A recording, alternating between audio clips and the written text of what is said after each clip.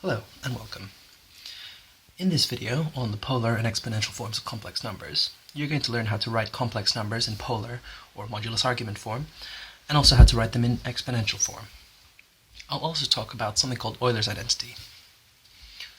You need to already know how to write a number in rectangular or Cartesian form, and how to find the modulus and argument of a complex number, as well as how to plot them on the Argand diagram. If you need any refresher on those topics, click the links in the description below. It'll also be useful for you to know that cos of theta is the same as cos of minus theta, and minus sine of theta is equal to sine of minus theta. We'll be using that a bit later. So, let's begin. To start with, we're going to be looking at the polar or modulus argument form of a complex number.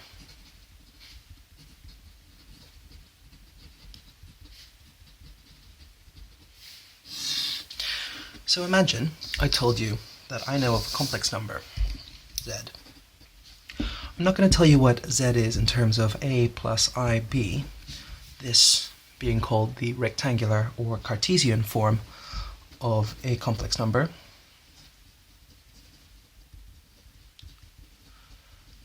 But instead of telling you its real part, a, or its imaginary part, b, I told you that the modulus of z, which of course is the distance if you plot it on an Argand diagram, just roughly, let's say this is my complex number z. The modulus of z is, we should know, the distance between the origin and the point z. Let's say that's r. And say I also told you the argument of z,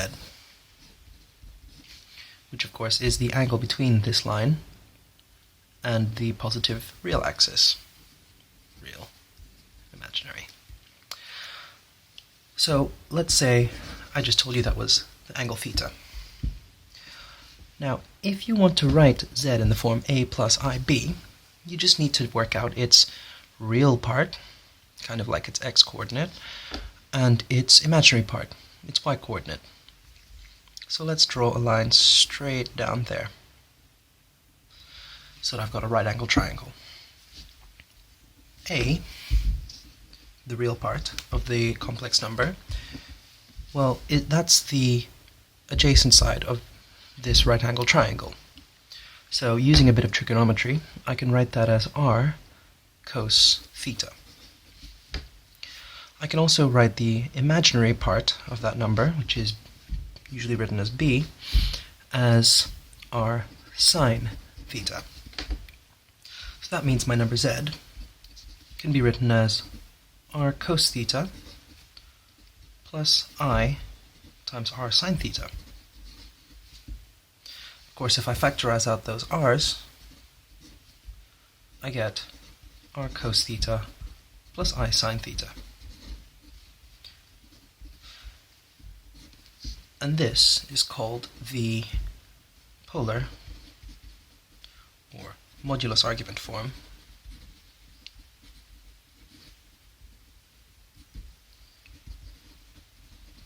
of my complex number, where r is the modulus of z and theta equals the argument of z, which is why we call it the modulus argument form. One of the benefits of this form is that it's very easy to see what the modulus and argument of the complex number is. So, let's take a look at an example, shall we? Let's say I have the number z equals minus 2 plus 2i. That's obviously written in its rectangular form or Cartesian form. Let's write z in polar form. Well, what do I need to find out? I just need to find r, which is the modulus of z, and theta, which is the argument of z. I should at this point say that theta is always measured in radians, and is usually given between minus pi and pi. Okay? Always in radians, and usually between minus pi and pi. Not always, but usually. So, let's start by finding the modulus of z, which is going to be our r. And to find that, remember the modulus of a complex number, you can use Pythagoras. So we have the square root of minus 2 squared, which is same as 2 squared, plus 2 squared.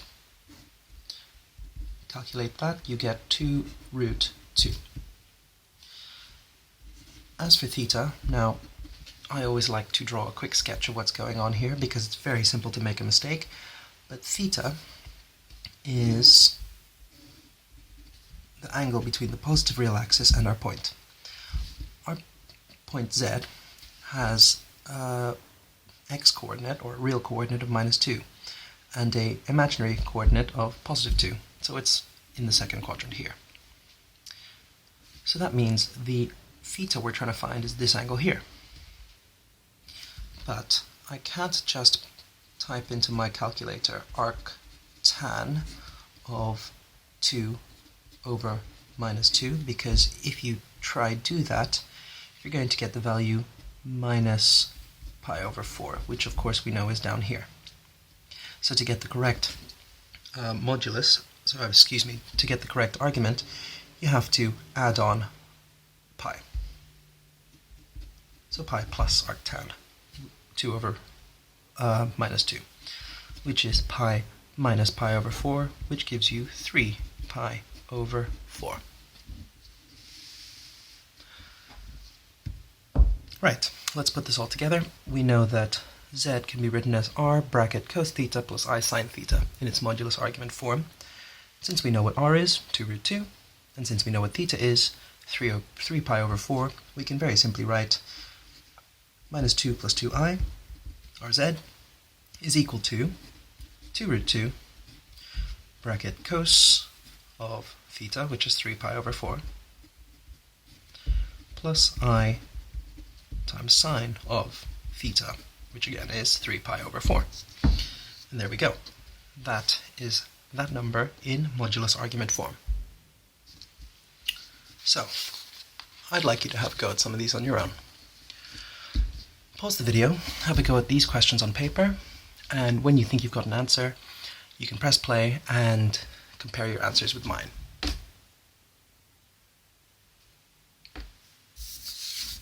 Alright, this is my solution. Compare your work, see what you got, and if you made any mistakes, don't forget to go back and find your corrections before moving on to the next part of the video.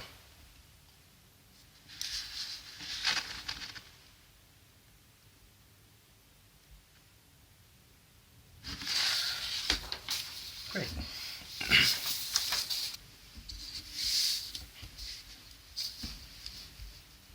Let's move on to the exponential form.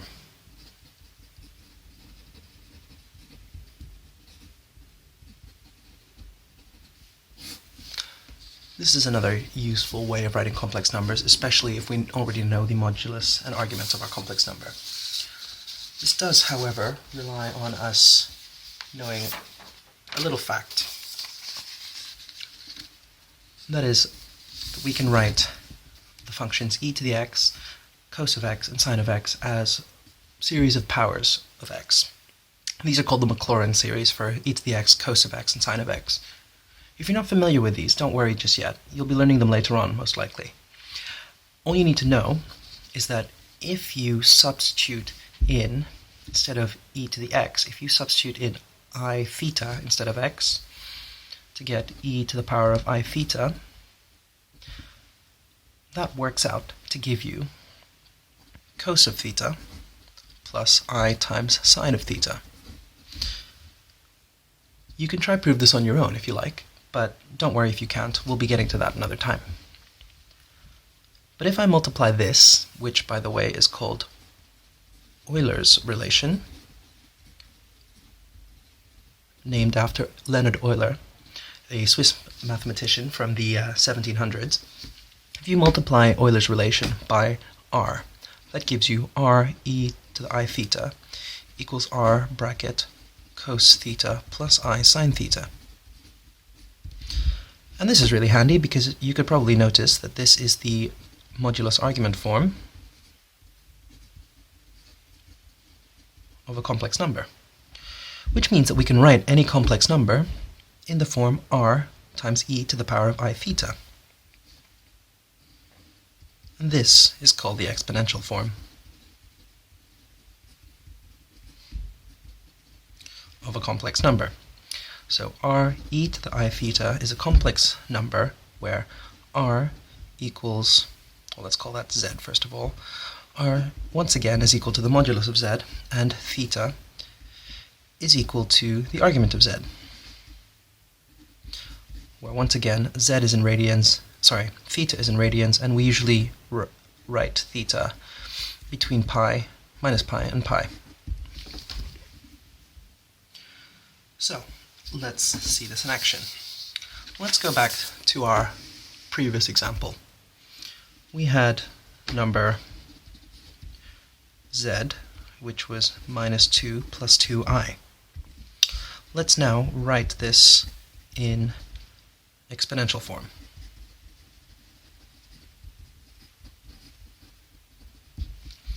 Well, we already know that the modulus of z, or r, is equal to 2 root 2.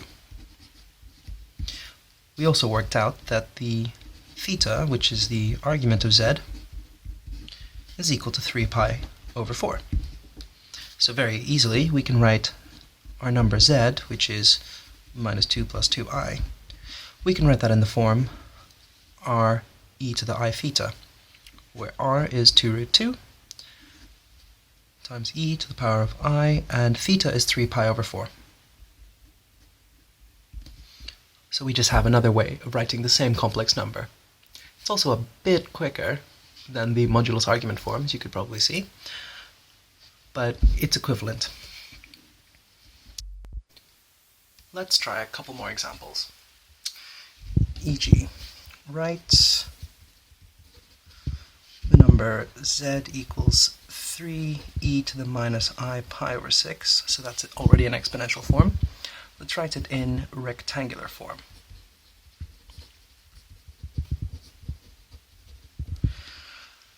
Okay, so to begin with, if we know that z equals 3e to the minus I pi over 6, we know that our modulus r is equal to 3, and our argument, theta, is equal to minus pi over 6.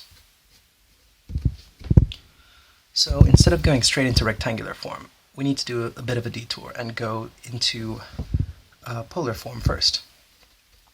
So since we know that r is 3 and theta is minus pi over 6, we can simply write that as 3 bracket cos of minus pi over 6 plus I sine of minus pi over 6. It's very easy to convert from exponential form to polar form, because we already know what r and theta are. So all we need to do now to turn this into rectangular form is just evaluate what cos of minus pi over 6 is, and sine of minus pi over 6. So we know that cos minus pi over 6 is root 3 over 2, plus I times sine minus pi over 6, which is negative 1/2. Of course, all we need to do now is expand this bracket to get 3 root 3 over 2 minus 3i over 2. And there you go, it's in rectangular form. So one last example before you try some of these questions on your own. Why don't we try writing z, which is 5 bracket cos of pi over 4 minus I times sine pi over 4 in exponential form. So this looks pretty easy, except here in front of the sign we have a minus. Usually we need it to be a plus, like here. So this number isn't actually in polar form, even though it does look a bit like it.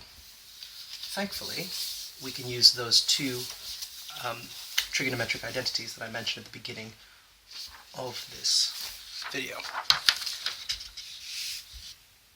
If we look at cos theta, we know that is equal to cos of negative theta. Similarly, negative sine theta is equal to sine of negative theta. That means all we need to do is take that negative and put it inside, because we know that sine of negative theta is equal to negative sine of theta is equal to sine of negative theta. So we can write that z equals 5 times cos of pi over 4 plus I sine of minus pi over 4. If you're not sure about that, you can type it into your calculator and check that negative sine pi over 4 is indeed the same as sine of negative pi over 4. Now, we're a step closer to true polar form because we do have a plus in the middle, but our two thetas don't match. In the sine we have a negative pi over 4, but in the cos we still have a positive pi over 4. So we need to use our other trig identity, which says that cos theta is equal to cos of negative theta. Those two things are always equal. So what we can do is we just insert a negative in front of that pi over 4 inside the cos without changing the value of the overall expression. So that gives me 5 bracket cos of negative pi over 4 plus I sine of negative pi over 4. So this number is now in polar form because we have a plus I sine theta instead of a negative or minus I sine theta, and the two angles inside our cos and our sine, they match. So that means, of course, that r for this number is equal to 5 and theta is equal to negative pi over 4. So we can write that number z as 5 times e to the power of minus I pi over 4. Right, so now it's your turn. Have a go at these 3 questions. You need to express these two numbers in exponential form and this number in Cartesian form. Pause the video, do these problems on paper, and you can compare your answers with mine as soon as you're done. Alright, hopefully you got something that looks like this. Don't forget, if you made a mistake somewhere, don't forget to stop and find it and do your corrections before you move on to the next part of the video. Great. So, we've just got one last thing to cover, and that is Euler's identity. Now, Euler's identity is a special case of Euler's relation. If you remember, Euler's relation is where we got r e to the I theta from r bracket cos theta plus I sine theta. So, Euler's identity comes from Euler's relation, which, if you remember, says that e to the I theta equals cos theta plus I sine theta. Now, if we let theta equal pi, let's see what happens. We know that cos theta is equal to minus 1 when theta equals pi. Cos of pi is minus 1. And sine theta when theta is pi equals 0.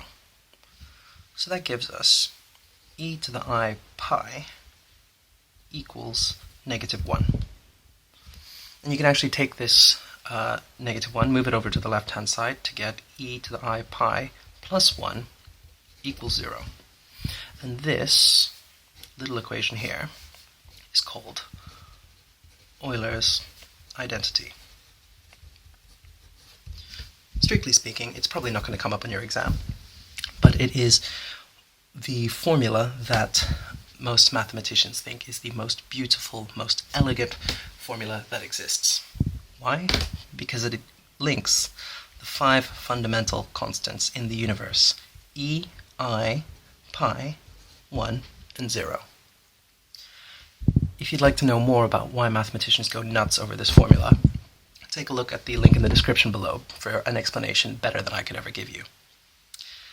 Either way, I hope you've learned something, and if there's anything you're not sure about, don't forget to watch the relevant section of the video again. Bye-bye.